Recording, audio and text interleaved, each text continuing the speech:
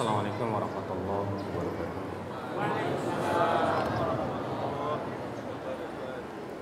Innal hamdalillah nahmaduhu wa nasta'inuhu wa nastaghfiruh wa na'udzu billahi min shururi anfusina wa min sayyiati a'malina man yahdihillahu fala mudilla lahu wa man yudlil fala hadiya lahu.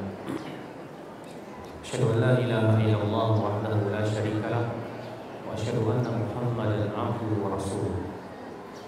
Qala Allah Ta'ala fi kitabihil karim, ya ayyuhalladzina amanu taqullaha haqqa tuqatih wa la tamutunna illa wa antum muslimun. Amma ba'd. Alhamdulillah, pada kesempatan pagi hari ini, alhamdulillah, dengan nikmat dari Allah Subhanahu wa taala kita bisa berkumpul di masjid yang mulia ini. Mas Haji kalau kata orang Padang. Iya kan ya? Kajian kita adalah tentang hidayah. Andai hidayah bisa dibeli, tapi nggak bisa dibeli, Pak.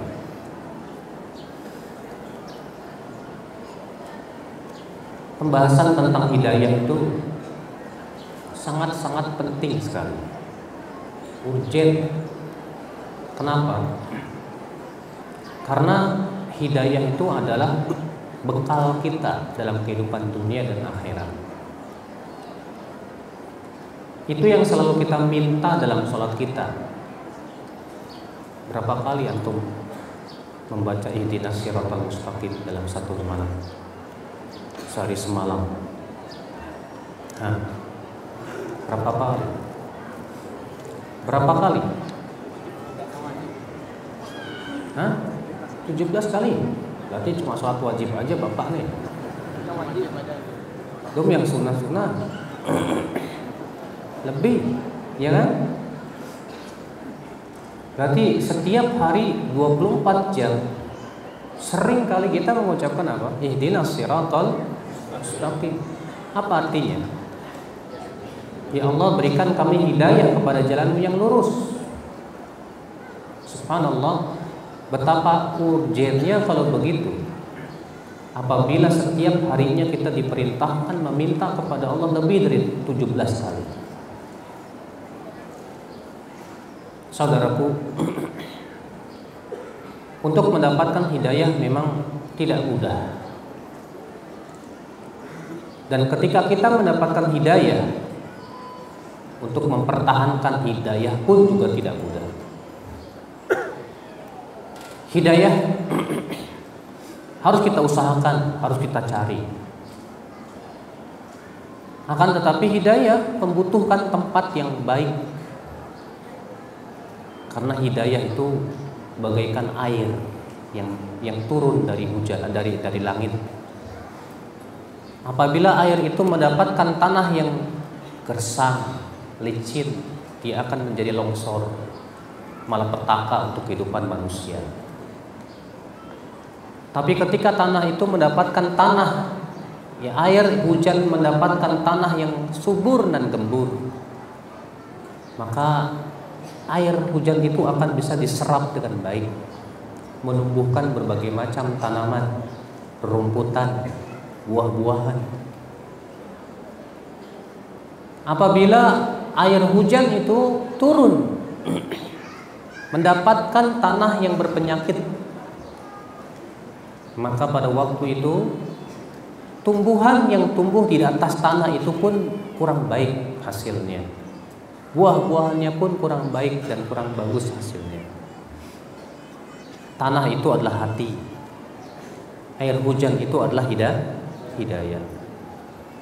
Sebagaimana Rasulullah SAW bersabda dalam hadis yang diriwayatkan oleh Imam Bukhari dan Muslim, "Mathalu ma ba'athani Allah minal huda wal 'ilm kamathali ghaithin asabat ardan." Perumpamaan hidayah yang Allah utus aku dengannya itu bagaikan air hujan yang menimpa tanah. Bagaikan air hujan yang menimpa tanah. Fakanat minha ta'ifatan tayyibatan qabilatil ma wa ambatatil kala wal ushbal kathir, kata Rasulullah.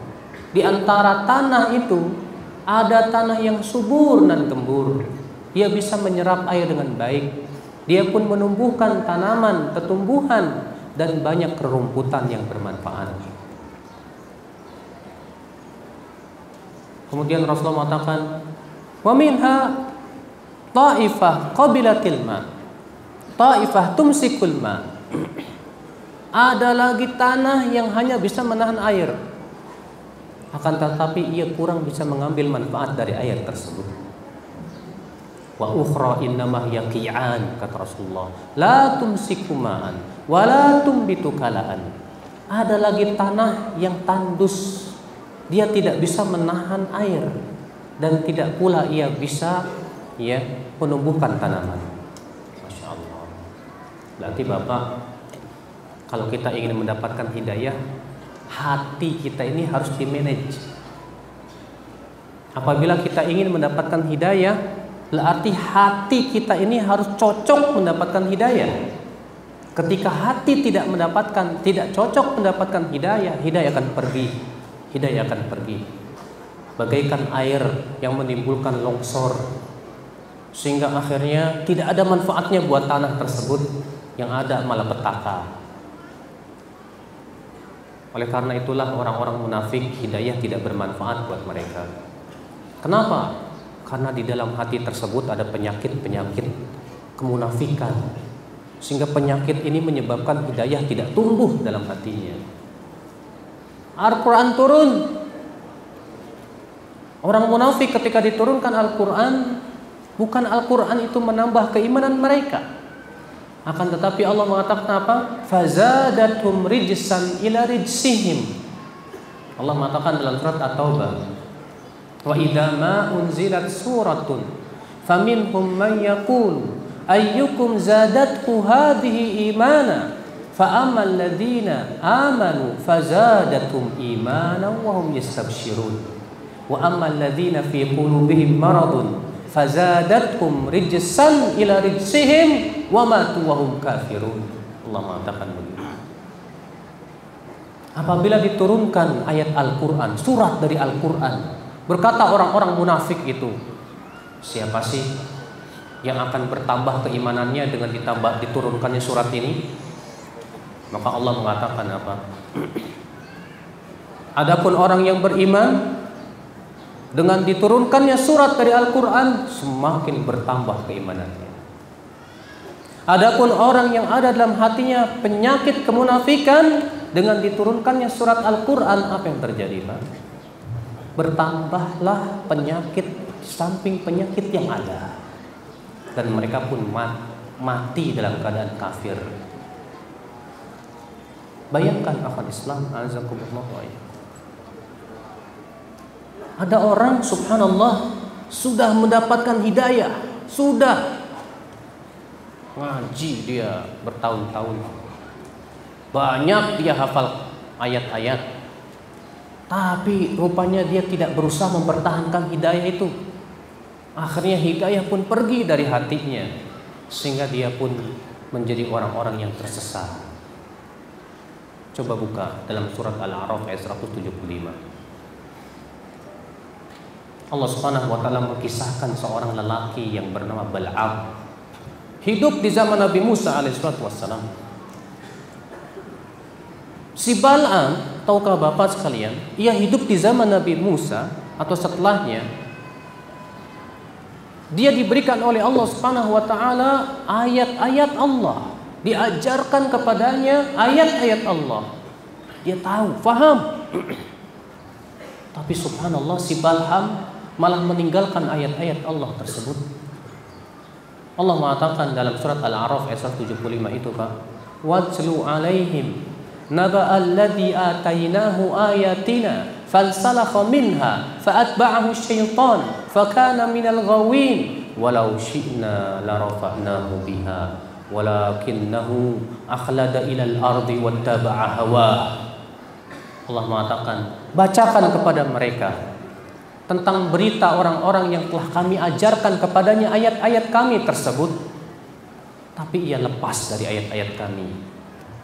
dia pun kemudian diikuti oleh syaitan, dan ia pun menjadi orang-orang yang tersesat, kata Allah Subhanahu wa taala. Allah berfirman setelah ayat itu 176-nya, walau syi'na la rafa'nahu biha. Kalaulah kami kehendaki, kami akan muliakan ia dengan ayat-ayat kami tersebut. Akan tetapi sayang, ia lebih condong kepada dunia dan mengikuti hawa nafsunya. Rupanya si Bal'am di dalam hatinya ada dua penyakit yang berbahaya yang menyebabkan hidayah tidak bisa tumbuh di hatinya. Apa penyakit itu, Pak? Cinta dunia. Yang kedua apa? Mengikuti hawa nafsu.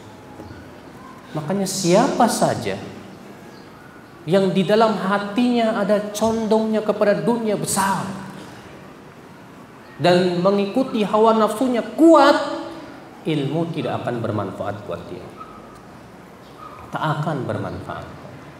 Walaupun dia kuliah di kota Madinah, walaupun dia kuliah di kota Mekah. Kita mendengar misalnya ada orang, Masya Allah, lulus dia dari kota Madinah, lulus dia dari kota Mekah, tapi pulang-pulang kok kenapa dia mengajarkan sesuatu yang aneh? Banyak, Pak. Saya punya teman satu letting dengan saya. Kuliah, luluslah kami menyandang LC. Tapi LC kan banyak macam-macam, Pak. Ada lucu, ada lecok, ada lumayan cakep gitu. Saya tanya kepada, selama kami tak bertemu, saya bertanya, bagaimana kabarnya si fulan? Allah Ustaz, kenapa? Ya sekarang sudah jadi pebisnis. Terus memang kenapa dengan bisnis? Dibakar janggutnya. Hah? Celananya isban. Sudah tidak mau peduli lagi dengan din. La haula wala quwwata illa billah. Saya hanya berucap doa Nabi SAW, alhamdulillah alladzi afani mimma ibtalahu bih wa faddalani ala katsirin mimman khalaqa tafdila. Padahal lulusan Madinah, Pak. Tapi siapa yang bisa menjamin kalau hidayah akan terus langgeng di hatinya? Siapa? Hidayah bukan milik profesor, hidayah bukan milik doktor, hidayah bukan milik LC, bukan. Akan tetapi hidayah Allah berikan kepada siapa yang Allah kehendaki dari hamba-hambanya yang menginginkan hidayah. Adapun yang tidak menginginkan hidayah, Allah tidak akan berikan kepada mereka. Akhul Islam, ma'azakumullah wa iyyakum. Sebaliknya, ada orang yang hidupnya Masya Allah glamor dengan dunia, penuh dengan hawa nafsu. Tapi subhanallah, tiba-tiba ia kembali kepada Allah Rabbul Izzati wal Jalalah. Tiba-tiba ia bertaubat, tiba-tiba ia pergi ke masjid, tiba-tiba Masya Allah menjadi hamba-hamba Allah yang saleh. Kenapa? Itu teman saya, Pak. Teman saya waktu SD. Ya, ketika saya kuliah di kota Madinah, saya tahu dengar bagaimana dia preman, suka mabuk-mabukan dan yang lain. Allah Ustaz. Kemudian subhanallah, rupanya hidayah itu menyapa dia, Pak. Menyapa dia. Dia datang ke saya, dia bilang saya taubat pada Allah Subhanahu wa taala. Saya gembira, dia teman saya waktu kecil dari SD. Saya tanya ke dia, apa yang membuat kamu dapat hidayah? Beberapa hari yang lalu saya main bola. Kemudian setelah selesai main bola ada kakek-kakek melototin saya. Saya tersinggung. Saya datangi kakek-kakek itu, saya pukul dia jatuh. Tapi sampai rumah saya berpikir terus, ya Allah, saya berdosa. Sudah mukul kakek-kakek. Dari situ hati saya tidak tenang, saya tidak tentram. Masya Allah. Akhirnya semenjak itu dia rajin sholat, Semenjak itu dia banyak taubat. Semenjak itu dia datang ke masjid. Sampai hari ini alhamdulillah udah berjenggot Pak di atas mata kaki. Hidayah datang dari mana saja. Subhanallah. Alhamdulillah. Ikhwata Islam azakumullah wa iyyakum. Kalau saya ceritakan tentang orang-orang, kisah-kisah orang-orang yang mendapatkan hidayah, terlalu banyak sekali. Orang-orang yang subhanallah hidupnya glamor dengan dunia, yang tenggelam dalam syahwat, tapi subhanallah Allah berikan kepada dia hidayah. Pak, hidayah mahal hidup itu. Hidayah itu mahal. Terkadang Allah berikan hidayah kepada seseorang itu setelah diberikan apa, Pak? Ya, setelah diberikan ujian dan cobaan. Ya, betul. Saya pernah itu sekitar 2003-2004 lah. Saya dijemput kajian di Tangerang. Supir itu cerita ke saya. Supir yang jemput itu, Ustaz, saya boleh curhat nggak Ustaz? Boleh. Kenapa? Saya dulu kontraktor yang sukses.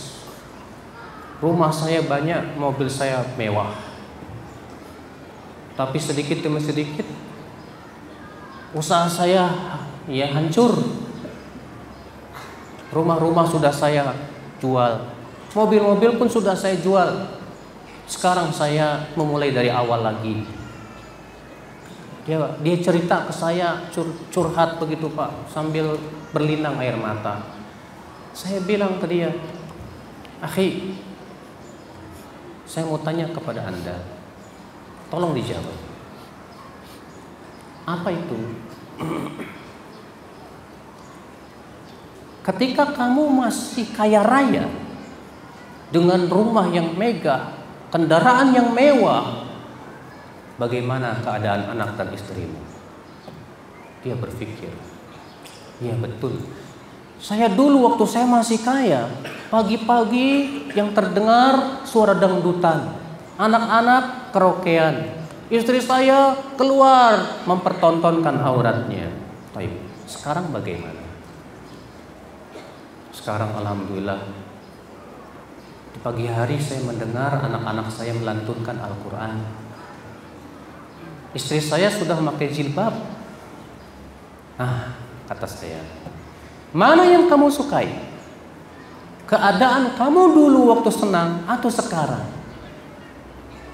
Baru dia mengangguk. Oh iya Ustaz, ini lebih baik. Lebih baik Allah jadikan usaha kamu mungkin berantakan karena kamu lupa kepada Allah. Kemudian sekarang kamu seret, Allah ingin kamu dapat hidayah, inginkan kamu supaya terhindar daripada syahwat, syubhat, fitnah-fitnah dunia yang menyesatkan. Alhamdulillah. Oleh karena itulah ya akhi azakumullah wa iyyakum. Itulah sekelumit tentang kisah-kisah mereka yang mendapatkan hidayah. Belum lagi yang lainnya ya akhul Islam azakumullah wa iyyakum. Yang jelas akhi, setelah saya memaparkan hal-hal seperti itu, maka kita mengambil kesimpulan. Apa itu yang pertama? Bahwa hidayah hanya milik Allah saja. Allah lah yang memiliki hidayah. Rasulullah saja dikatakan oleh Allah, Pak, innaka la tahdi man ahbabta, walakinnallaha yahdi man yasha. Sesungguhnya engkau wahai Muhammad tidak akan bisa memberikan hidayah kepada siapa yang kamu kehendaki, akan tetapi Allah yang berkehendak untuk memberikan hidayah kepada siapa yang Allah inginkan. Hidayah milik Allah, Pak. Taufik milik siapa? Milik Allah Subhanahu wa taala. Ini yang pertama, Pak. Yang kedua, Allah memberikan hidayah kepada siapa yang Allah kehendaki. Siapa yang dikehendaki Allah untuk mendapatkan hidayah, Pak? Tentu dijelaskan dalam ayat-ayat dan hadis-hadis. Yang Allah kehendaki untuk mendapatkan hidayah berarti yang pertama apa? Orang-orang yang hatinya menginginkan hidayah. Yang kedua apa? Orang-orang yang hatinya cocok mendapatkan hidayah. Yang ketiga apa? Orang-orang yang hatinya ternyata lebih mengutamakan hidayah daripada hawa nafsunya. Apabila terpenuhi 3 ini, dia insya Allah dapat hidayah, Pak. Yang pertama tadi apa? Orang-orang yang menginginkan hidayah. Keinginan hidayah dan keinginan untuk mendapatkan hidayah ini adalah perkara yang sangat penting sekali, Pak. Al-Imam Ibnu Qayyim rahimahullah mengatakan, dalam tubuh manusia, dalam diri manusia itu ada 2 kekuatan.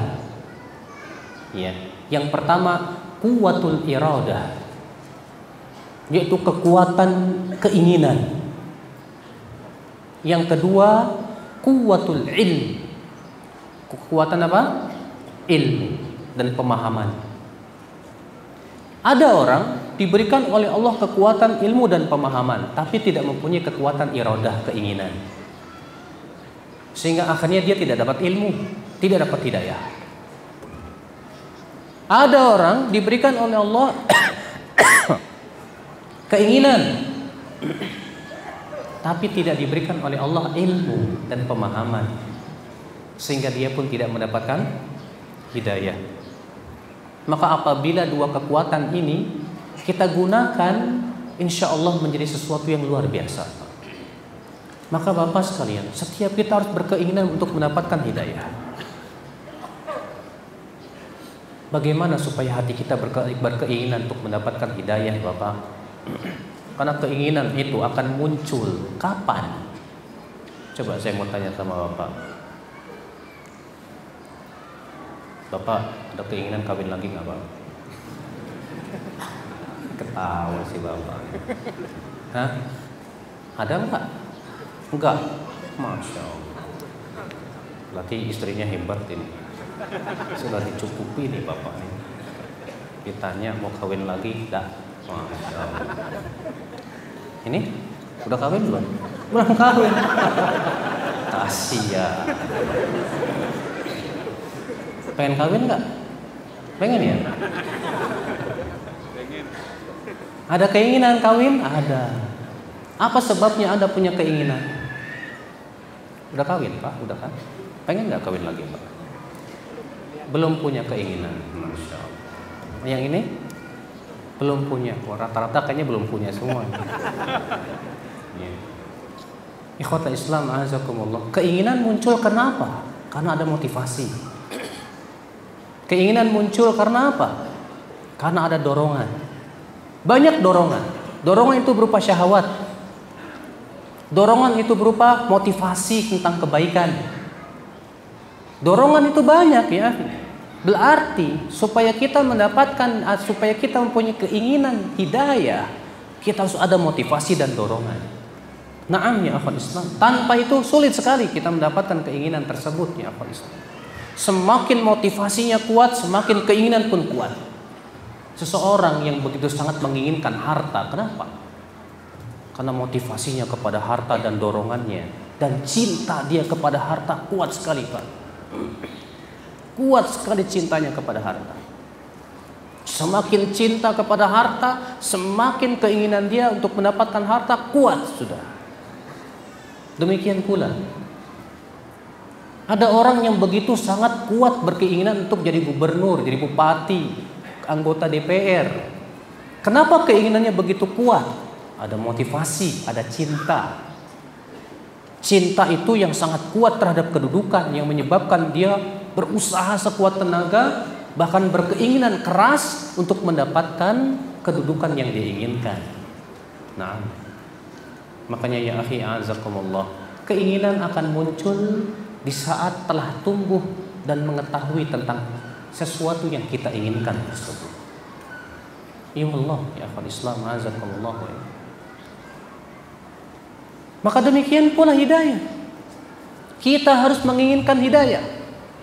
Dan para ulama mengatakan hidayah ada 2 macam. Yang pertama hidayah ilmu, yang kedua hidayah amal, atau disebut dengan hidayah taufik. Hidayah ilmu dengan cara apa? Cari. Hidayah taufik minta kepada Allah Subhanahu wa taala. Ikhwata Islam, azakumullah wa Anda ingin dapat hidayah, Anda harus punya keinginan hidayah. Keinginan untuk menuntut ilmu, keinginan yang kuat di akal Islam untuk terus mendapatkan dan menggapai hidayah dan hidayah. Sebab ketika keinginan Anda lemah dan kita semua keinginannya lemah untuk mendapatkan hidayah, kita akan mendapatkan hidayah sesuai dengan kadar kekuatan keinginan kita di akal Islam. Azakumullah ya.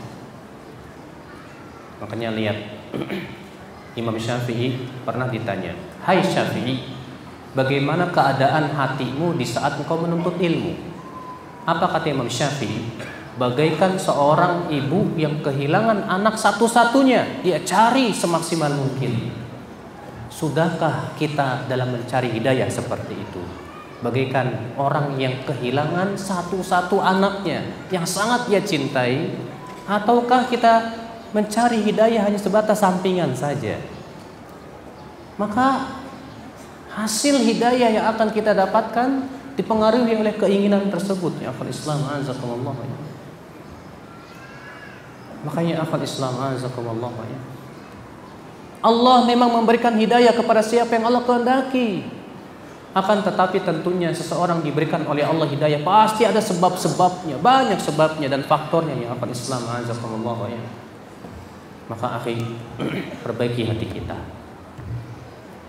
Perbaiki hati kita supaya kita bisa mendapatkan hidayah dengan benar. Karena bejana hidayah itu hati. Ya. Tempat tanah yang turunnya air hujan di sana itu adalah hati. Apabila hati kita subur dan gembur, insya Allah Pak, hidayah yang berupa air hujan Al-Quran dan hadis itu akan sangat mudah diterima oleh hati kita. Mudah sekali, Masya Allah. Makanya Masya Allah, kenapa sih Ustadz, saya ini untuk mendakwahi kakak saya susah sekali. Sudah saya bawakan dalil Al-Quran, hadis, susah, tidak mau terima. Kenapa sebabnya? Kita katakan bisa jadi hatinya belum cocok untuk mendapatkan hidayah. Belum Allah bukakan dia. Kenapa? Karena banyak penghalang-penghalangnya Pak. Apa itu penghalang hidayah? Nah ini yang harus diperhatikan betul. Siapa yang mempunyai penghalang hidayah sulit sekali untuk mendapatkan hidayah. Apa itu tabir hidayah Pak? Yang pertama sombong. Seperti iblis yang sombong dia. Yang Allah mengatakan wa idh qulna lil malaikati isjudu li Adam fasajadu illa iblis aba wastakbar wa kana minal kafirin. Dan ingatlah ketika kami berkata kepada para malaikat, sujud kamu kepada Adam, semua malaikat sujud kecuali iblis. Kenapa? Dia enggan dan sombong. Sombong. Orang yang merasa dirinya lebih baik daripada orang lain, sombong, sulit dapat hidayah, sulit. Makanya Rasulullah mengatakan la yadkhulul jannah man kana fi qalbi mithqala dzarratin min kibrin. Tidak akan masuk surga orang yang ada dalam hatinya sebesar biji sawi dari kesombongan. Tidak masuk surga kata Rasulullah. Ketika Rasulullah ditanya apa itu sombong hai Rasulullah, kata Rasulullah, sombong itu engkau menolak kebenaran dan menganggap remeh manusia. Itulah sombong ya akhwat Islam. Orang yang ada dalam hatinya kesombongan sulit dapat hidayah, sulit. Bagaikan iblis yang sulit mendapatkan hidayah. Penghalang yang kedua apa Pak? Dengki. Kedengkian itu yang menyebabkan dia tidak mau mendapatkan hidayah. Yahud, lihat Yahud. Orang Yahudi tahu tidak kalau Nabi Muhammad itu hak, benar? Tahu, yakin. Mereka mendapatkan dalam Taurat akan kebenaran risalah Rasulullah SAW. Bahkan dalam Taurat disebutkan bagaimana sifat Nabi Muhammad. Di dalam Taurat disebutkan bagaimana sifat para sahabat Rasulullah. Bahkan dalam Taurat disebutkan tentang tempat lahirnya Rasulullah dan tempat hijrahnya dijelaskan. Tapi ketika Rasulullah SAW lahir dan diutus beliau, ternyata orang Yahudi tidak mau mengikutinya. Dengki. Allah mengatakan dalam Al-Baqarah, hasadan min indi anfusihim, karena kedengkian yang ada dalam diri mereka itu. Kenapa yang menjadi rasul terakhir ternyata Bani Ismail, bukan dari Banu Israel? Dengki. Makanya dengki itu bahaya sekali. Yang ketiga yang menghalangi hidayah apa Pak? yaitu hubbud dunya, cinta dunia yang berlebih. Cinta dunia yang berlebih menyebabkan dia sulit dapat hidayah. Tidak mudah. Kenapa?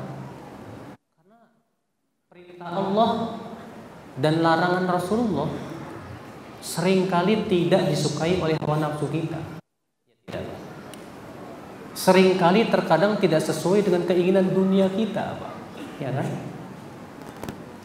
Waduh, kalau saya ikut sunnah nih, gimana ini saya nggak bisa ngikutin syahwat saya. Kalau orang yang cinta dunia, namanya cinta dunia itu kan identik dengan 3: uang, harta, tahta, dan wanita. Orang yang sangat rakus dengan harta, tidak peduli halal dan haram. Orang yang sangat rakus dengan tahta pun juga tidak peduli halal dan haram. Makanya Rasulullah mengatakan, orang yang sangat rakus terhadap harta dan tahta itu lebih bahaya daripada apa? Serigala lapar, Pak. Kata Rasulullah dalam Bukhari dan Muslim, "Madzibani ja'i'ani ursila fi ghanamin bi afsada laha mimman harisal mala wa syarafa li dinihi." Tidaklah 2 ekor serigala lapar yang dilepaskan di tengah-tengah domba-domba itu lebih berbahaya daripada orang yang tamak terhadap harta dan kedudukan. Berbahaya untuk agamanya, kata Rasulullah SAW. Makanya orang yang begitu tamak terhadap harta, terhadap kedudukan, sulit dapat hidayah, sulit sekali. Pemuda yang sedang mabuk cinta terhadap wanita, susah dapat hidayah, Pak. Dinasihatin pacaran nggak boleh, cuek, bebek, bodo amat. Iya. Kenapa? Karena dia sedang tergila-gila dengan AWW, kata orang Sunda. Dengan cewek. Kalau bahasa Padang Pak, uni. Hah? Dengan uni-uni. Itu yang rupanya yang menyebabkan dia tidak mendapatkan hidayah. Ada penghalangnya. Apa itu? Cinta dunia. Cinta dunia. Sulit sekali. Kenapa sih, Pak? Banyak orang kaya konglomerat itu tidak ikut hidayah, Pak. Sebab kalau mereka mikir kalau saya ikut hidayah saya nggak bisa bebas mengikuti hawa nafsu dan syahwat. Nah, ya akhwat Islam. Nah, ini penghalang yang keberapa? Yang ketiga, cinta dunia yang berlebihan. Saya mau tanya sama antum, siapa di antara antum yang berani berkata saya tidak cinta dunia? Nah, apa cinta dunia? Nah, kalau saya akan jawab saya cinta dunia. Buktinya saya menikah, saya cari duit dan yang lainnya. Saya juga pengen punya mobil, Pak. Cinta dunia, lumrah cinta dunia tuh. Iya, fitrah. Tapi kan yang dilarang itu cinta dunia yang berlebihan. Sehingga akhirnya tidak peduli dengan halal dan haram. Tidak pernah mau melihat batasan-batasannya. Ini yang haram ya, akhwat Islam. Abu Bakar kaya raya tidak? Utsman bin Affan kaya raya tidak? Ya, Abdurrahman bin Auf kaya raya tidak? Mereka para sahabat, para orang-orang yang kaya raya, tapi mereka tidak menyimpan harta mereka di hati. Akan tetapi mereka simpan harta itu di tangannya untuk ia infakkan di jalan Allah Subhanahu wa taala. Ikhwatal Islam, azakumullah wa iyyakum. Penyebab penghalang yang keempat, kenapa seseorang tidak mendapatkan hidayah? Yang keempat yaitu ittiba'ul hawa, mengikuti hawa nafsu. Ini penyakit berat, Pak. Orang yang hatinya dikuasai oleh hawa nafsu, wah, berat. Iya. Dia tidak akan pernah mau mendengarkan ayat-ayat Allah Subhanahu wa taala. Dia lebih senang untuk mendengarkan nyanyian, musik, dangdutan, jazz and rock and roll, jazz dan yang lainnya. Bagi dia itu sesuatu yang indah. Tapi ketika dibacakan Al-Quran, panas kayak setan baca di surah Al-Baqarah. Ya, kenapa? Karena hatinya menginginkan hawa nafsu. Wallahi akhwat Islam azakumullah, Yang Rasulullah khawatirkan kepada umat Islam apa? Inna mimma akhafu alaikum syahawatil ghaib fi butunikum wa furujikum wa hawan muttaba. Ya, di antara perkara yang aku sangat khawatirkan atas kalian, kata Rasulullah SAW, apa? Syahwat yang menyesatkan yang ada pada perut dan kemaluan kalian itu, dan hawa nafsu yang terus-menerus kalian ikuti. Bahkan Nabi bersabda, "Salatun minal muhlikat." Ada 3 perkara yang membinasakan. Apa itu? Yang pertama hawan muttaba, hawa nafsu yang diikuti. Selalu mengikuti hawa nafsunya. Sehingga apa? Ridhonya karena hawa nafsu, bencinya karena hawa nafsu, kendaraannya hawa nafsu, bahkan setianya pun hawa nafsu. Makanya akal Islam orang seperti ini bagaimana mendapatkan hidayah? Sulit untuk mendapatkan hidayah. Bahkan kalaupun dia menuntut ilmu agama, ketika hatinya itu dikuasai hawa nafsu, dia akan cari dalil sesuai dengan hawa nafsunya. Ya. Ikhwata Islam, azakumullah wa ya. Yang keempat, yang keberapa? Yang kelima. Apa penghalang hidayah yang menyebabkan seseorang tidak mendapatkan hidayah? Syubhat, pemikiran. Syubhat apa? Pemikiran yang menyesatkan. Ketika seseorang mendapatkan syubhat, pemikiran yang menyesatkan, di awal dia ingin dapat cari hidayah, ternyata dapatnya Syiah. Aduh, payah. Akhirnya dia pun memandang itulah kebenaran, sehingga akhirnya dia tidak dapat hidayah sunnah. Susah, sulit. Kenapa? Adanya syubhat pemikiran. Terkadang kita lihat banyak pemuda yang sekarang Masya Allah sedang semangat ingin membela Islam, tapi ternyata apa? Terkena syubhat khawarij. Akhirnya jadi pengantin bom bunuh diri. Dia menganggap itu jihad. La haula wala quwwata illa billah. Syubhat menghancurkan sekali, Pak. Dan Rasulullah menyebutkan, Pak, bahwa syubhat itu fitnah bagaikan malam yang kelam. Fitanun kaqita'il lailil mudlim, kata Rasulullah. Fitnah bagaikan malam yang gelap sekali. Yusbihul rajul mu'minan wa yumsi kafiran wa yumsi mu'minan wa yusbihu kafiran. Di waktu pagi masih mukmin, di waktu sore sudah kafir. Di waktu sore mukmin, di waktu pagi sudah kafir. Kata Al-Hasan Al-Basri menjelaskan tentang makna hadis tersebut. Apa kata beliau? Di waktu pagi dia masih mengharamkan darah seorang muslim. Di waktu sore dia sudah menghalalkan darah seorang muslim. Apa maksud Al-Hasan Al-Basri ketika menafsirkan hadis ini, Pak? Maksudnya syubhat begitu kuat di zaman itu, sehingga akhirnya syubhat pemikiran yang menyesatkan itu, Pak, menyebabkan banyak manusia terhalang daripada hidayah sunnah. Hidayah sunnah. Makanya Bapak sekalian, untuk menghilangkan syubhat ini harus dengan ilmu dan ulama. Harus dengan apa? Ilmu dan ulama. Dan di zaman ini, Pak, penghalang hidayah ini begitu kuat sekali, Pak. Apalagi yang namanya media sosial. Banyak di antara antum, di antara kita, anak dan antum semua sibuk dengan media sosial. Tapi ada yang Masya Allah dia jadikan media sosial sebagai alat menuntut ilmu.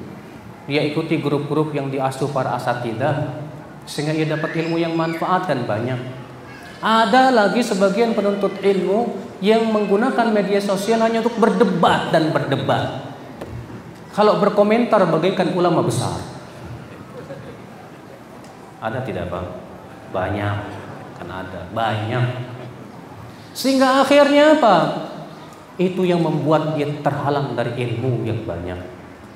Ada lagi banyak lagi pemuda, dan ini yang paling banyak jumlahnya, sibuk habis waktunya di media sosial mengikuti berita-berita terkini. Ya tidak? Berita-berita terkini habis waktunya untuk diikuti, itu yang diikuti. Sehingga apa yang terjadi? Hatinya geram, hatinya kesal, hatinya Ya, lalu ia berbagi kekesalan dengan teman-temannya. Akhirnya apa? Ketika hatinya itu dipenuhi dengan emosi, yang terjadi Pak, dia akan menganggap ilmu bukan solusi. Dia akan menganggap remeh menuntut ilmu Allah Subhanahu wa taala. Ulama tak lagi dihiraukan. Bahaya tidak? Sangat bahaya. Ini pun yang akhwat Islam termasuk hal-hal yang bisa menghalangkan hidayah kita. Makanya ya akhi, kalau antum Masya Allah ingin sibuk di media sosial dalam masalah apa? Coba lihat. Ya. Ikutilah hal-hal yang lebih bermanfaat, ilmu, sibukkan ilmu, sibukkan ilmu. Daripada kita sibukkan dengan mengikuti hal-hal yang tidak ada manfaatnya seperti itu. Antum gak bakalan ditanya sama malaikat mungkar dan nakir, kamu ikuti fikih waqi gak tuh? Tahu kan fikih waqi? Berita-berita terkini. Berita hari ini apa yang kamu dapatkan? Berita tentang ini, tentang itu, Masya Allah. Ya akhi, azakumullah wa iyyakum, saya sedih sekali melihat penuntut ilmu di awal menuntut ilmu ternyata dia terkena penyakit syubhat seperti itu Pak. Akhirnya habis waktu-waktunya untuk mengikuti berita. Ketika ditanya, kamu sudah hafal arba'in? Enggak. Terus surat apa yang kamu sudah hafal? Belum. Juz amma sudah hafal? Belum. Terus apa yang kamu ikuti? Berita. Memangnya kamu menghukumi berita dengan ilmu dengan apa? Ya, kita kan harus memperjuangkan Islam. Kamu memperjuangkan Islam dengan perasaan, dengan semangat, atau dengan ilmu? Tak bisa kita memperjuangkan Islam dengan sebatas semangat, tak bisa. Semuanya dengan ilmu, ilmu dan ilmu, Pak.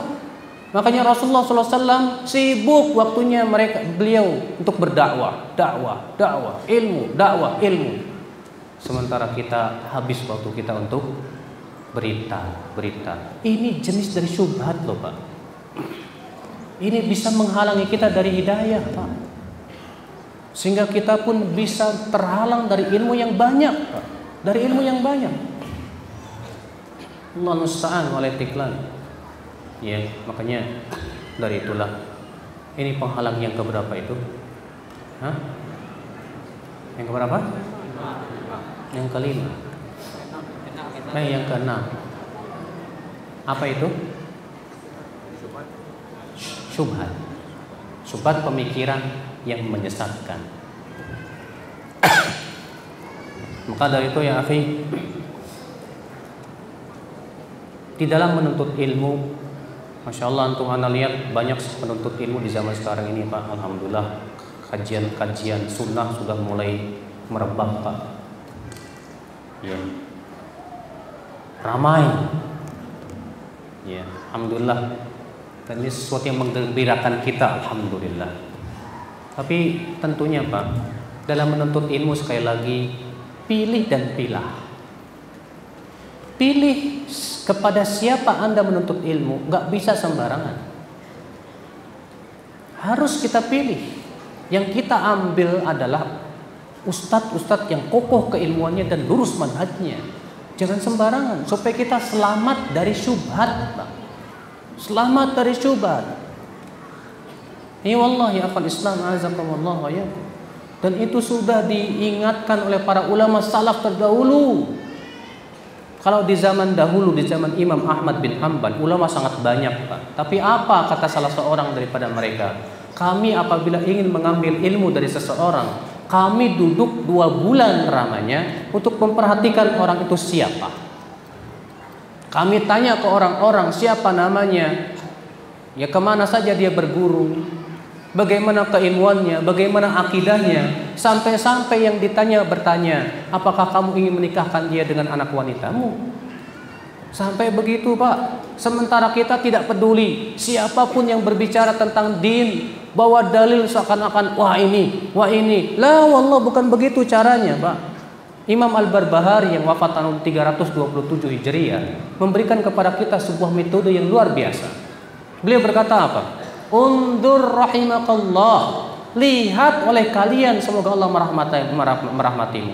Kullaman sami'ta kalamahu min ahli zamanik fala ta'jalan.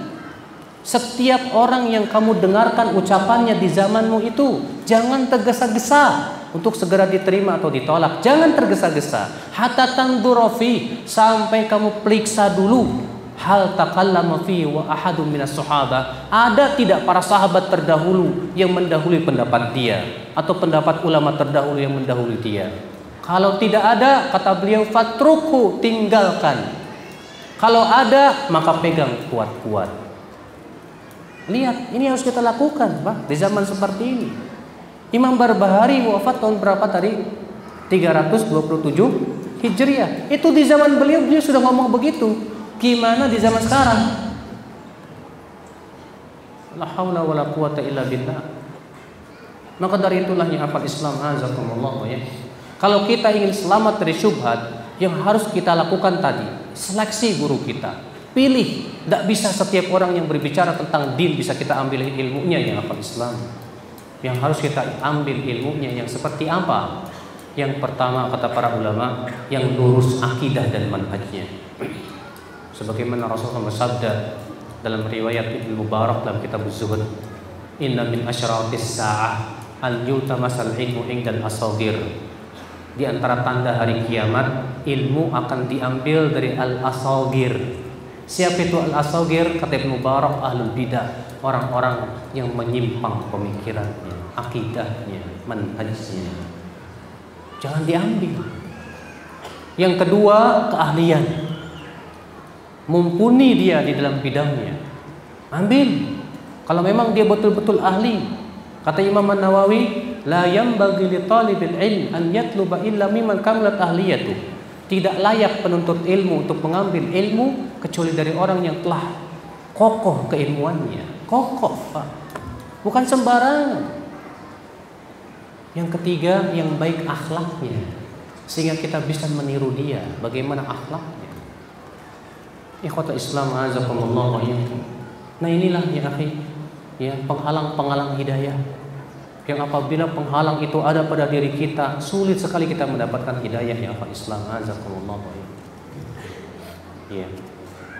Maka sebelum kita menuju tanya jawab, hendaknya setiap kita akhi, sekali lagi, apabila ingin mendapatkan hidayah, segera persiapkan hati kita untuk mendapatkan dan menyongsong hidayah.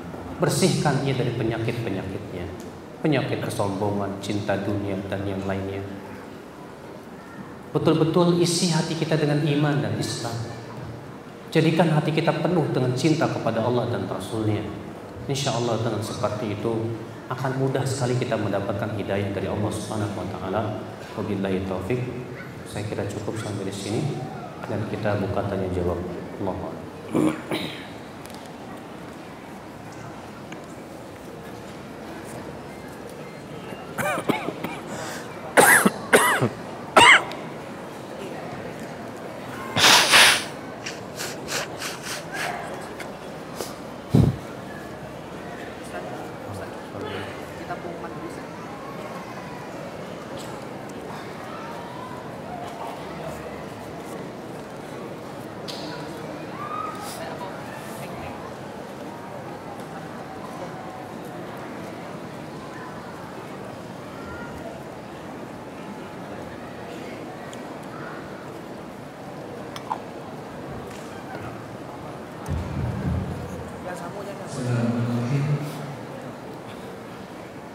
Bapak Ibu sekalian, sebelum sesi tanya jawab kita mulai, silakan kepada Ini sudah. Bapak-bapak Ini sudah. untuk mengirim kertas pertanyaannya ke depan dan dikumpulkan ke keranjang warna merah di bagian depan. Untuk akhwat ibu-ibu yang di lantai 2, silakan kertas pertanyaannya dioper ke belakang. Nanti tepat jam 11:10 kita tambah jadi jam 11:10. Keranjang biru silakan dibawa ke bawah dan dioper ke depan. Bagi Bapak Ibu yang berada di pintu sebelah kanan, kami himbau untuk masuk dari pintu sebelah kiri, karena dari pintu sebelah kiri ke belakang masih banyak yang kosong. Terima kasih. Mohon berikutnya Bapak Ibu. Yang pertama, insya Allah mulai Januari kita akan memperlakukan buletin Jumat yang akan dicetak secara rutin. Bagi Bapak Ibu yang masjidnya ikut buletin Jumat, silakan melapor kepada panitia bagian depan. Buletin Jumat ini tidak dikenakan biaya apapun. Kami tidak memperlakukan biaya apapun. Buletin Jumat bisa Bapak Ibu minta ke panitia agar tim kami bisa mengantarnya ke masjid Bapak Ibu sebelum pelaksanaan sholat Jumat.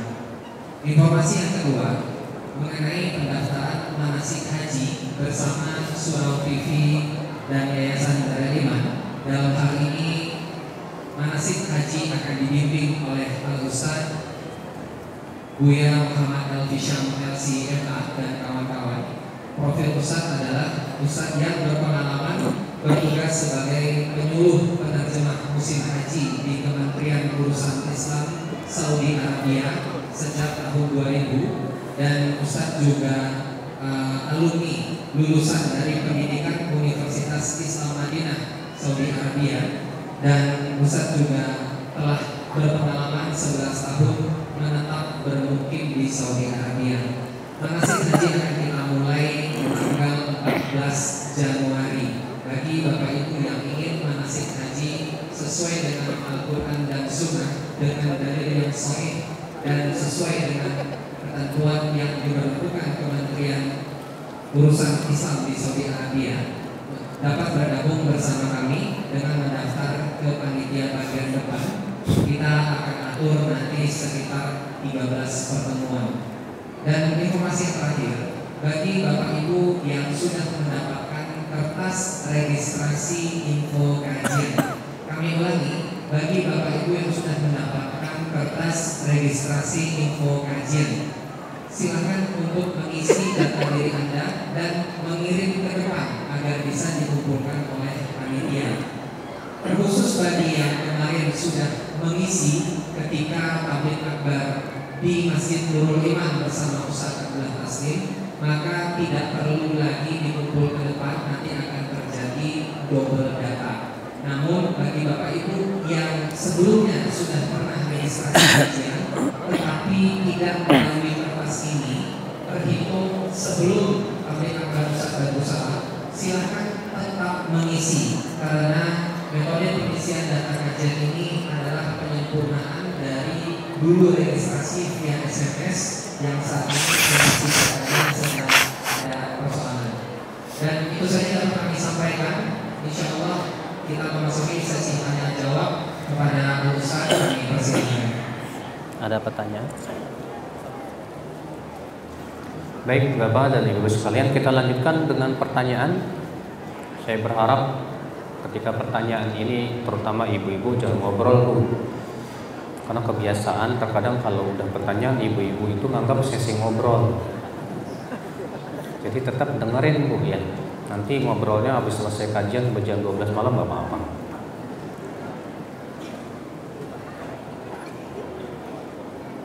Bagaimana mempertahankan hidayah Ustaz? Kalau kita sebutkan tadi adalah bagaimana mendapatkan hidayah. Sudah saya sebutkan tadi kalau untuk mendapatkan hidayah kita harus mencari. Yang kedua kita harus mempersiapkan hati kita. Yang ketiga kita berusaha untuk berkeinginan yang kuat untuk mendapatkannya. Adapun mempertahankan maka banyak cara. Dan ini sangat harus kita perhatikan bersama. Apa itu? Yang pertama, dengan cara yang pertama kita banyak berdoa kepada Allah. Adalah Rasulullah SAW sering kali mengucapkan, ya muqallibal qulub, tsabbit qalbi ala dinika. Wahai yang membolak-balikan hati, kokohkan hatiku di atas agamamu. Banyak minta, terus banyak minta kepada Allah Subhanahu wa taala. Yang kedua, upayakan menyeleksi teman hidup kita. Gak bisa kita berteman dengan setiap orang, tidak. Jadikan teman-teman kita yang dekat dengan kita adalah orang-orang salihin. Nabi SAW bersabda dalam Abu Daud, al-mar'u ala dini khalili. Seseorang itu di atas agama siapa? agama temannya. Falyanzur ahadukum ila man yukhalil, kata Rasulullah. Lihat oleh kalian dengan siapa dia berteman. Lihat. Allah menyebutkan dalam surat Al-Furqan ayat 62 tentang penyesalan penduduk api neraka karena dia memiliki teman yang menyebabkan dia masuk ke dalam api neraka. Allah berfirman, qala ya wailata laitani lam attakhidh fulanan khalila laqad adallani 'ani dzikri ba'da idh ja'ani wa kana syaitanu lil insani khadula. Dia berkata, aduh, andaikan aku tidak menjadikan si fulan sebagai teman dekat saya. Sungguh ia telah menyesatkan saya setelah mendapatkan setelah datangnya peringatan kepada saya. Lihat. Maka dari itu, ya akhi, seleksi teman. Jangan berteman dengan setiap orang. Maksudnya teman di sini teman yang kita jadikan sebagai teman yang akrab, Pak. Teman akrab kita siapa? Orang-orang yang cinta ilmu, orang-orang yang saleh, yang bertakwa kepada Allah Subhanahu wa taala. Insyaallah kalau kita seperti itu kita bisa istiqomah insyaallah. Yang ketiga, supaya hidayah itu tetap kita bisa pertahankan, ya akhi Islam azakumullah ya. Maka hendaklah hidayah itu disertai dengan ketakwaan dan menimbulkan ketakwaan.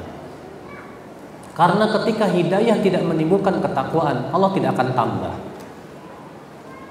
Allah Subhanahu wa taala ya menyebutkan di dalam Al-Qur'an Karim bahwasanya orang-orang yang mendapatkan hidayah dan ketika hidayah itu berubah dan berhasil menimbulkan ketakwaan, maka mereka orang-orang yang mendapatkan hidayah. Allah berfirman, Alif Lam Mim, Dzalikal kitabu la raiba fihi hudal lil muttaqin. Jelas banget kan? Hudan, hidayah buat siapa? Untuk orang yang bertakwa. Berarti orang yang tidak bertakwa dapat hidayah tidak? Berarti Pak, kalau kita sudah dapat hidayah, maka jadikan hidayah itu sumber ketakwaan kita. Semakin kita bertakwa kepada Allah Subhanahu wa taala, insyaallah. Adapun kalau hidayah itu hanya sebatas berbanyak-banyak hafal riwayat, berbanyak-banyak hafal pengetahuan dan banyak luasnya dia mengetahui Al-Qur'an dan hadis dalil, tapi tidak menimbulkan ketakwaan, susah. Makanya kata Imam Al-Hasan Al-Basri apa? Laisal ilmu bikathrati riwayah. Ilmu itu bukan dengan banyaknya hafal riwayat. Walakinal ilm, tapi ilmu itu hakikatnya al-khasyah, yang menimbulkan rasa takut kepada siapa? Kepada Allah Subhanahu wa taala. Iya. Makanya akhi, agar hidayah itu bisa langgeng, ciptakan atau timbulkan dari hidayah ketakwaan kepada Allah Subhanahu wa taala. Yang keempat, hindarkan hal-hal yang menyebabkan hidayah hilang dari diri kita. Sudah saya sebutkan tadi sebetulnya. Apa itu? Cinta dunia dan mengikuti hawa nafsu. Orang yang dikuasai hatinya oleh cinta dunia dan hawa nafsu, hidayah akan meninggalkan dia. Pasti itu.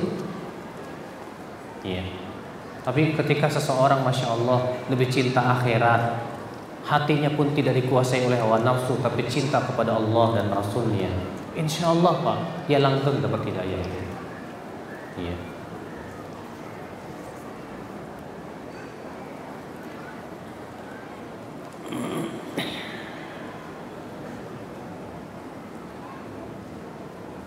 Keluarga besar saya sedang berpecah, Ustadz. Tolong nasihati supaya hati mereka lunak, Ustadz, dan bisa lagi menyambung silaturahim. Bagusnya antum yang bertanya ini yang mulai. Antum berusaha berpikir bagaimana keluarga besar antum bisa bersatu lagi. Caranya bagaimana? Coba pelajari apa yang menyebabkan mereka berpecah. Pasti ada sebabnya, pasti. Nah, sebab perpecahan ini yang harus diobati. Oh, setelah saya pelajari, ternyata mereka berpecah karena saingan bisnis. Wah, bahaya nih. Datang bagaimana caranya mengislah, mendamaikan dua muslim. Rasulullah mengizinkan untuk berdusta, Pak. Nabi bersabda, la kadhiba illa fi thalath.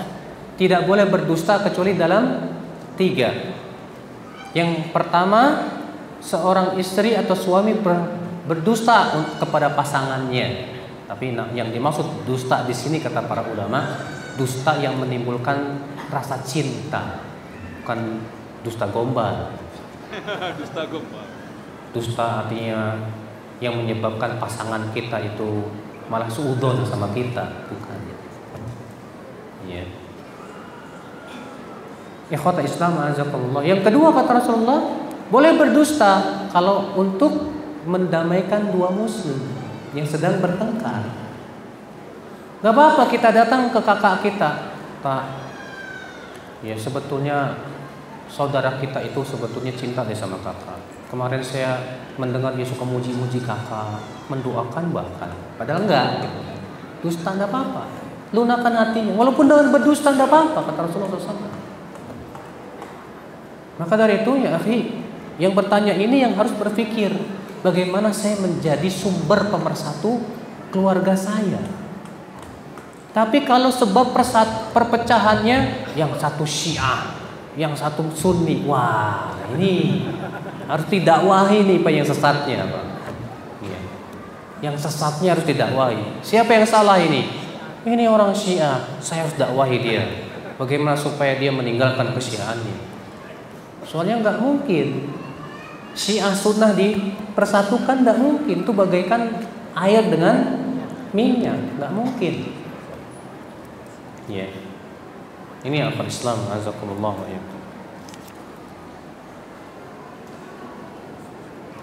Sudah lewat sana? Untung sudah deteksi. Di satu sisi untuk mendapatkan hidayah salah satunya harus selektif dengan memilih siapa yang memberikan atau menyampaikan ilmu tersebut. Bagaimana pendapat bahwa jangan lihat siapa yang mengatakan, tapi lihat apa yang ia katakan. Ini masyhur sekali Pak. Dinisbatkan kepada seorang sahabat namanya Ali bin Abi Thalib. Undur ma qala wa la tandur man qala. Lihat yang diucapkan, jangan dilihat siapa yang mengucapkan. Baik. Ucapan itu pada tempatnya. Harus kita tempatkan pada tempatnya, Pak. Apa itu tempatnya? Yaitu di dalam menerima nasihat. Dalam menerima apa? Nasihat. Siapapun yang menasihati Anda, kalau memang nasihat itu benar, terima. Ya tidak. Kalau kita dinasihati oleh maling, kamu jangan maling, terima nggak Pak? Terima dong. Siapapun yang menyampaikan kepada kita kebenaran dan kita tahu itu benar, terima. Abu Hurairah pernah ditugaskan oleh Rasulullah SAW untuk menjaga apa? Makanan zakat fitrah. Rupanya 3 malam berturut-turut kedatangan setan. Di malam yang ketiga syaitan ini berkata kepada Abu Hurairah, maukah aku ajarkan kepada kamu bacaan yang apabila kamu baca, kamu akan dilindungi setan sampai pagi. Kata Abu Hurairah, apa itu? Baca ayat kursi sebelum tidur, kamu akan terlindung dari setan sampai pagi. Tapi Abu Hurairah belum menerima dulu. Nanya dulu kepada siapa? Rasulullah. Maka Rasulullah bersabda apa? Shadaqaka wa huwa kadzub. Kali ini dia benar walaupun tukang dusta.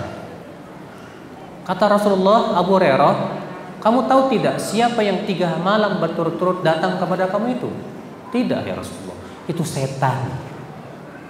Setan ngomongnya benar. Rasulullah benarkan.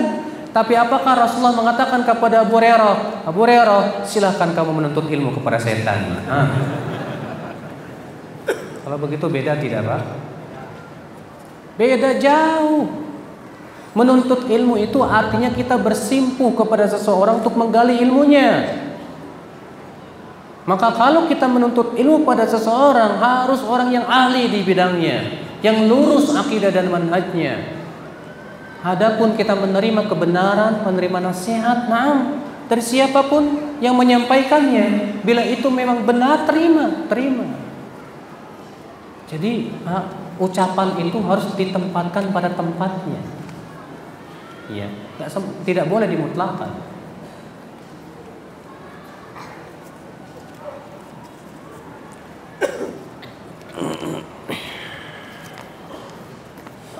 Ini surat ini.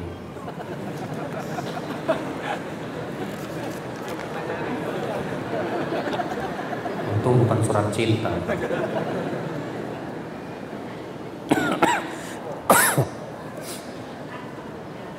Bagaimana sebaiknya sikap kita secara syariat menghadapi pasangan kita yang masih enggan untuk menuntut ilmu ke masjid, meskipun sudah tinggal di dekat masjid dengan alasan semua judul kajian sudah bisa didapat di media sosial, dan di sisi lain kita tetap dipersilahkan menuntut ilmu, bahkan disupport dengan fasilitas dan biaya. Kayaknya ini yang nanya akhwat ini. Baik, ukhti yang bertanya, kalau memang suami anti masih males-malesan menuntut ilmu, ya, dan anti masya Allah diberikan kebebasan sebebas-bebasnya menuntut ilmu, syukurilah. Karena banyak nasib wanita-wanita ngaji aja nggak bisa karena suaminya yang melarang. Ini yang bertanya alhamdulillah, bahkan disupport, dikasih biaya. Udah kamu ngaji. Kamu nggak ngaji mas? Saya sih di YouTube aja. Maka jangan jadikan keadaan seperti ini jadi pintu syaitan untuk akhwat yang bertanya ini malah durhaka kepada suami. Jangan. Saya pernah Pak didatangi oleh seorang wanita. Dia nanya, Ustaz, boleh nggak saya minta cerai kepada suami saya? Kenapa Bu? Dia nggak mau pergi ke masjid taklim. Dia nggak mau tahajud. Boleh nggak saya minta cerai sama suami saya itu? Masya Allah Bu. Saya mau tanya sama ibu, suami ibu sholat 5 waktu enggak? Rajin. Alhamdulillah. Suami ibu menzalimi ibu enggak? Enggak. Suami ibu suka pergi ke masjid? Sekali-kali. Terus ibu maunya apa? Saya maunya suami saya itu seperti saya, nuntut ilmu. Masya Allah Bu. Tak dulu Bu. Ibu dikasih suami suka sholat aja, alhamdulillah, syukur. Seharusnya jangan itu dijadikan sebagai pintu untuk memaksiati suami. Hati-hati. Banyak akhwat Pak, maaf, setelah dia menuntut ilmu, belajar bahasa Arab, belajar ilmu yang banyak, apa yang terjadi? Dihinggapi rasa ujub. Akhirnya apa? Memandang suaminya remeh. Hatinya bergumam, kau suamiku bukan levelku lagi. Banyak akhwat seperti itu. Benar. Sehingga akhirnya perintah suaminya nggak didengar.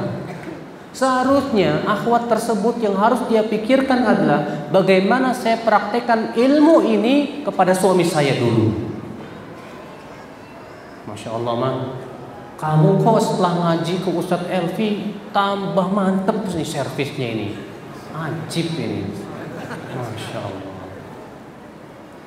Coba kalau istri tambah mantep setelah ngaji ya, di rumah tidak pernah lagi bau apek, tapi wangi selalu depan suami, selalu menyenangkan hati suami ketika dipandang, selalu berdandan dan berhias, akhlaknya semakin baik sama suami, servisnya masya Allah. Saya yakin suami manapun pasti akan tertarik.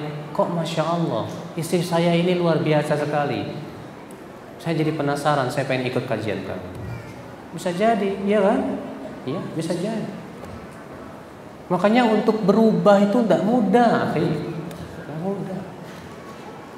Iya, butuh kepada waktu. Ya udah, Mas, yang penting kamu konsisten ya, ikuti kajian di YouTube. Tapi jangan salah ustadz, Mas. Ikuti tuh kajian ustadz-ustadz yang Masya Allah yang benar. Jangan ya ikuti juga nih ya aplikasi Bekal Muslim di Android. Ini ada lagi nih, ikuti ya yufid.com. Apa lagi nih? Itu aja Mas, buka. Tapi yang penting continue. Ya. Kalau boleh saya Mas, usul sama Mas. Ya, saya support banget. Abang ini, kalau sini abang ya, bukan Mas ya? Udah. Ya. Kalau bisa setiap ada kajian yang ada di YouTube, catatlah ya. Nanti tolonglah sampaikan ke ilmunya ke saya. Berbagilah dengan saya udah. Kan enak didengarnya Pak kalau seperti itu ya enggak? Iya. Mungkin ada yang ada di YouTube ustadznya lebih jago, lebih hebat. Berbagilah, tolong dicatat. Nanti saya di-share ke saya. Nah kan Masya Allah, si Uda ini rupanya tersemangati. Iya juga ya, saya catatlah, dicatat Masya Allah. Tolong ustadznya siapa? Ini saya dapat dari ini, Masya Allah. Ikhwatul Islam, azakumullah. Nah, makanya seorang istri itu harus pandai-pandailah dia dalam mendakwahi suami. Jangan sampai mendakwahi suami dengan emosi, jangan. Ya, walaupun bagaimana suami adalah surga atau neraka bagi istri. Rasulullah sabda kepada seorang sahabiat, "Unduri anti, unduri aina anti min, fa inna ma huwa jannatuki aw naruki." Lihat oleh kamu, hai wanita, bagaimana kamu di mata suamimu, karena suamimu adalah surgamu dan nerakamu.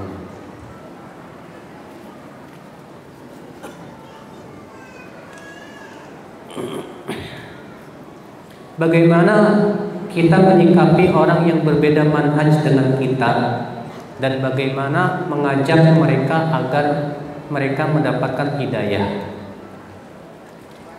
Bagaimana kita menghadapi orang yang berbeda manhaj dengan kita? Maksudnya manhaj apa nih? Ya. Kalau dia manhajnya nggak ikut sahabat, tapi ngikutin pemikiran yang sesat. Coba lihat, sudah berapa tahun dia ikuti itu? Banyak tidak syubhatnya? Kalau dia sudah bertahun-tahun dan syubhatnya kuat, ngaca. Saya sudah kuat belum ilmunya untuk menghadapi dia? Kalau kita ilmunya masih rendah, jangan deh. Saya takut malah kamu yang terkena syubhat. Betul. Menyelamatkan diri sendiri lebih kita utamakan daripada menyelamatkan orang lain. Tak dulu. Tapi kalau kita tahu ini orang baru simpatisan aja, baru dia, wah kasihan nih. Ada apa-apa, segera kita share ilmu dengan dia, Makanya ini akhi azakumullah ya, kalau memang ternyata dia terkena pemikiran yang menyimpang dan menyesatkan.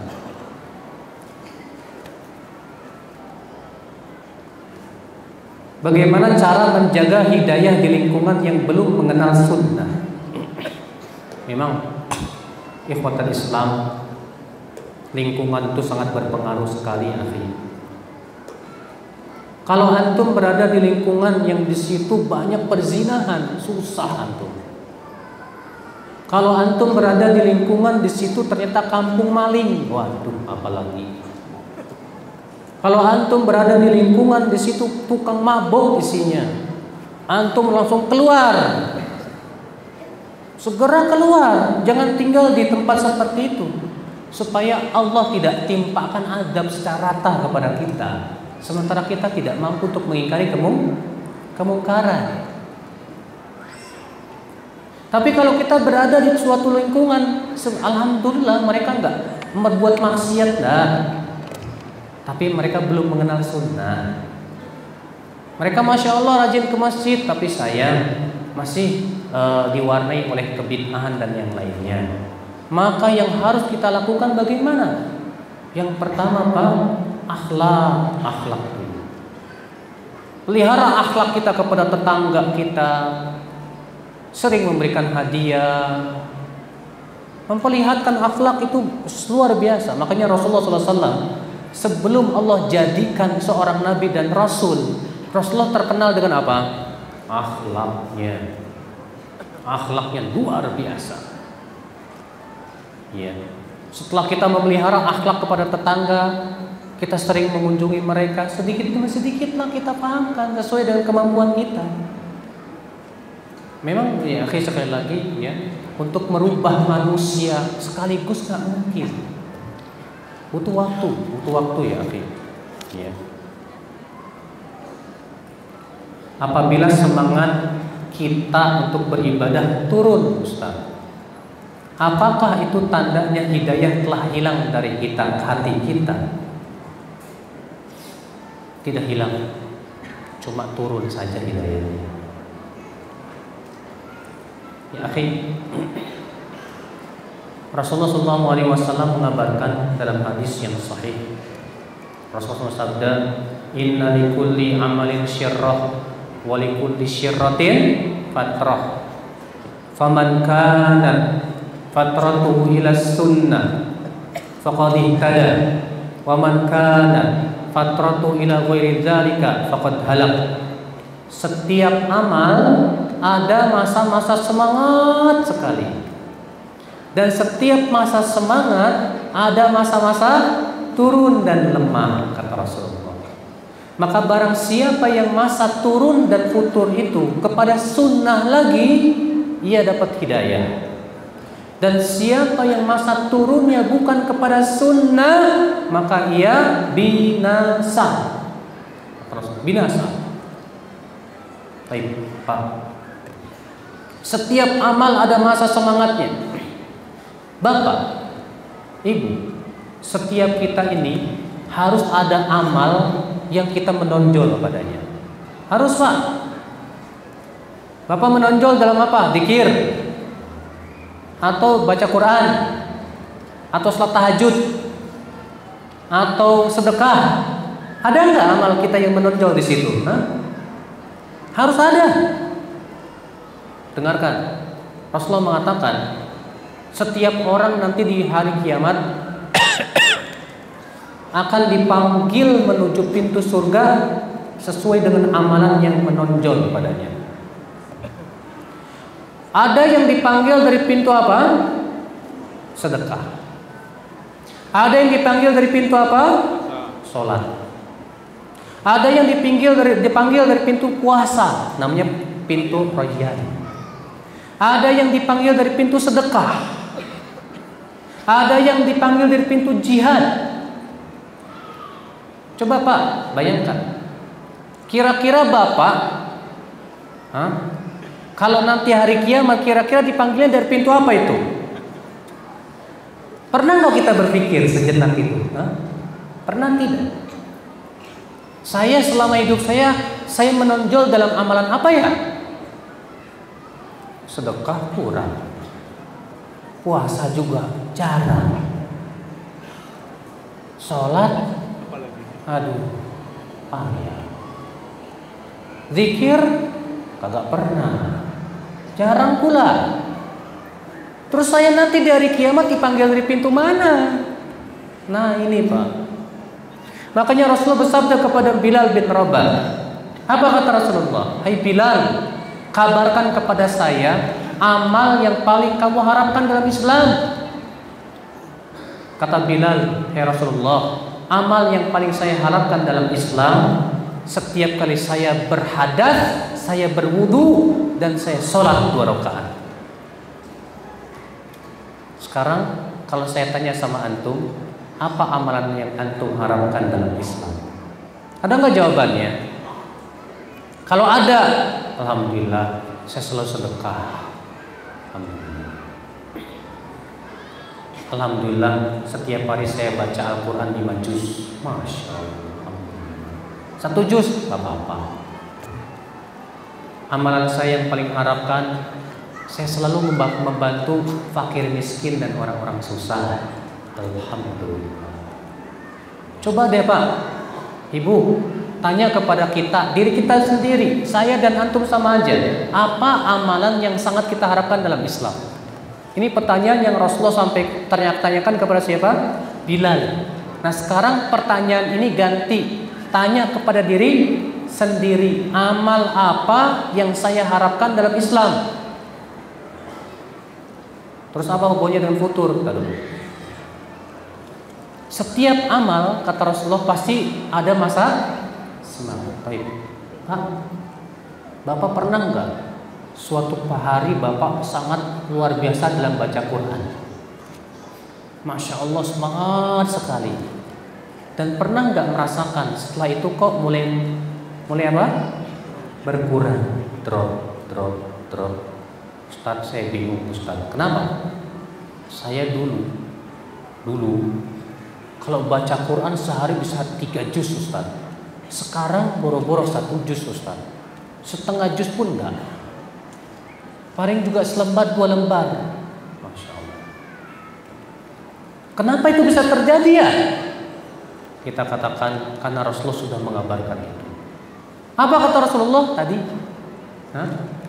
Setiap amal ada masa semangat. Setiap masa semangat ada masa. Lalu Rasulullah memberikan kepada kita cara. Kata Rasulullah apa?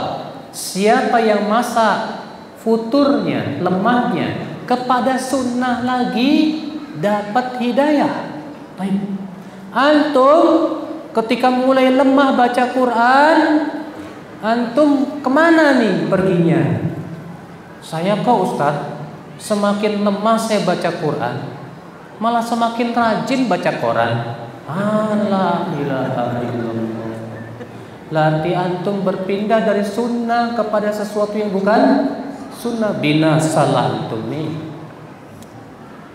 Kata Rasulullah, siapa yang di saatmu lemahnya kepada selain sunnah, maka ia binasa. Kalau saya Ustaz, setelah saya kok semakin lemah baca Quran, alhamdulillah saya semangatnya baca kitab-kitab ulama, baca kitab-kitab ilmu. Alhamdulillah. Berarti kamu berpindah dari satu sunnah kepada sunnah. Kamu dapat hidayah. Bergembiralah. Begitu caranya. Di sini Rasulullah membimbing kita. Jadi kalau kita sudah futur dalam salah satu ibadah, kita timbulkan ibadah yang lain, yang sunnah juga. Saya Ustaz dulu sholat tahajud kuat 2 jam. Sekarang 15 menit saja sudah tak mampu Ustaz. Kenapa? Nggak tahu. Tidurnya cukup. Bisa jadi karena maksiat, bisa jadi. Tapi alhamdulillah sih, saya sholat tahajud 15 menit. Setelah itu saya baca Quran, saya lihat tafsirnya. Alhamdulillah, kamu berpindah dari sunnah ke sunnah. Ini yang dibimbing oleh Rasul SAW. Jadi usahakan Pak, ketika kita futur lemah dari satu amal, kita semangat di amal yang lain. Terjaga terus iman kita insya Allah. Yang musibah itu Pak, ketika seluruh amal kita lemah lagi, maka itu biasanya akibat maksiat. Banyak istighfar. Maka kalau kita merasa kok saya lemah dalam sebuah amal, mau ngaji Quran lemah, mau nuntut ilmu malas, mau sholat tahajud lemah, mau pergi ke masjid berat, itu biasanya akibat dosa dan maksiat. Banyak istighfar, terus banyak istighfar, minta ampun kepada Allah. Insya Allah kalau kita banyak istighfar, Allah berikan kepada kita hidayah insya Allah. Iya.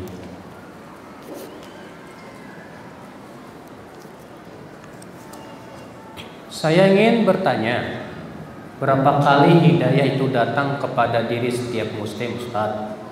Apabila dulu pernah mendapatkan hidayah kemudian terjerumus dosa, apakah memungkinkan mendapatkan hidayah kembali? Pak,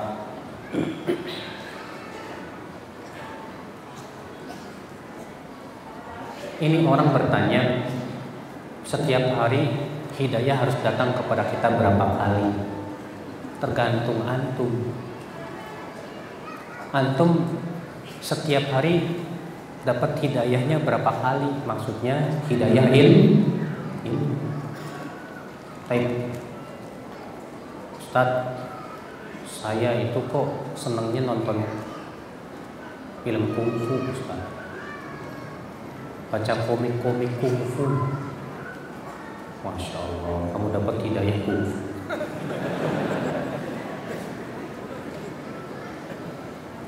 Ya, bagaimana kamu dapat hidayah kalau kamu habis waktu kamu untuk hal-hal seperti itu?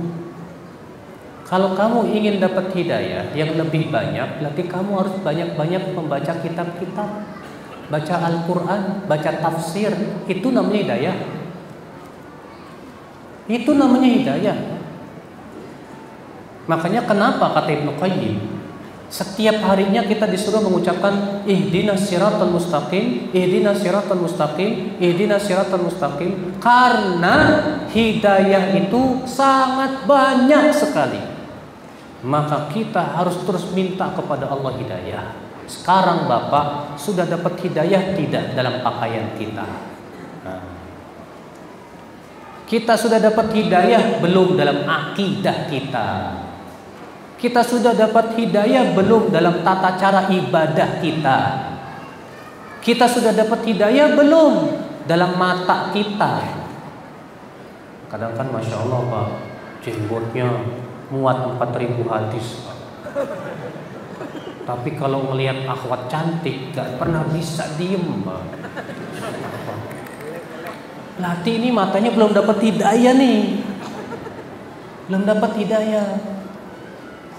Ada akhwat Pak bercadar Pak, wish Masya Allah pakaiannya ajib. Tapi gibahnya ampun. Kalau ngomongin orang, jelek-jelekin orang, ustadznya pun dijelek-jelekin. Ini orang belum dapat hidayah mulutnya ini. Lidahnya belum dapat apa? Hidayah. Jadi kita harus dapat hidayah pada semuanya. Mata kita, telinga kita, lidah kita, cara sholat kita, wudhu kita. Sudah belum kita pelajari itu semua? Terkadang alhamdulillah Ustadz saya sudah banyak baca, tapi sayang amalnya kurang. Berarti kita belum mendapatkan hidayah taufik secara sempurna. Saya tahu Rasulullah bersabda, tersenyum di wajah saudaramu sedekah. Tapi kok kamu ketemu sama saudaramu gak mau senyum, kenapa? Entahlah Ustadz, saya punya jaga image biar orang-orang menghormati saya harus berwibawa. Jadi saya nggak bisa senyum sama setiap orang. Seperti itu. Rasulullah SAW murah senyum tapi berwibawa. Para sahabat murah senyum tapi berwibawa. Iya tidak? Terkadang ada orang mahal senyumnya hanya karena jaim. Tahu nggak jaim? Jaga image. Salah besar itu. Justru orang yang selalu murah senyum sama orang-orang, orang akan menghormati dia. Tapi semakin orang itu kurang senyumnya, orang pun lama-lama malas sama dia, Pak. Masya Allah. Maka dari itulah ya akal Islam azzakumullah iyakum. Nah ini ya. Jadi hidayah itu kalau kan antum maunya setiap saat, berarti sibukkan setiap saat untuk mendapatkan hidayah, cari ilmu dan mengamalkan ilmu, sehingga waktu kita tidak lepas dari dapat ilmu dan mengamalkan ilmu. Antum cari nafkah, mengamalkan ilmu tidak? Mengamalkan ilmu, alhamdulillah. Selama nafkahnya yang halal. Antum ketika duduk di majlis taklim perhatikan, mengamalkan ilmu enggak? Tapi kalau antum di majlis taklim molor, ini nggak dapat ilmu, Tuhan, molor, tidur, akhirnya nggak dapat pahala. Jadi Pak, kalau kita ingin selalu dapat hidayah, gunakan setiap waktu kita tidak lepas dari menuntut ilmu atau mengamalkan ilmu. Ya. Makanya akal Islam, seorang mukmin itu hidupnya selalu motonya begini, Pak. Waktu adalah pahala. Kalau orang barat kan waktu adalah furus, duit, the time is money katanya. Kalau kita umat Islam, waktu itu pahala. Saya tidak ingin waktu-waktu saya tanpa pahala, tidak mau. Bagaimana dong? Olahraga saya bagaimana supaya dapat pahala? Oh, saya olahraga supaya saya sehat, dengan sehat saya bisa beribadah. Makan saya bagaimana dapat pahala? Tidur saya bagaimana dapat pahala? Nah itu Pak, Masya Allah. Maka kalau kita seperti itu, Masya Allah, kita akan terus dapat hidayah insya Allah. Alhamdulillah, karena saya harus segera ke bandara Pak. Jadi kita cukupkan sampai di sini. Kalaulah ada sumur di ladang, bolehlah menumpang mandi. Kalau ada lagi waktu mendatang, insya Allah ketemu lagi. Biidznillah. Kita tutup. Subhanakallah bihamdik. Asyhadu an la ilaha illa anta, astaghfiruka wa atubu ilaik. Wassalamualaikum warahmatullahi wabarakatuh.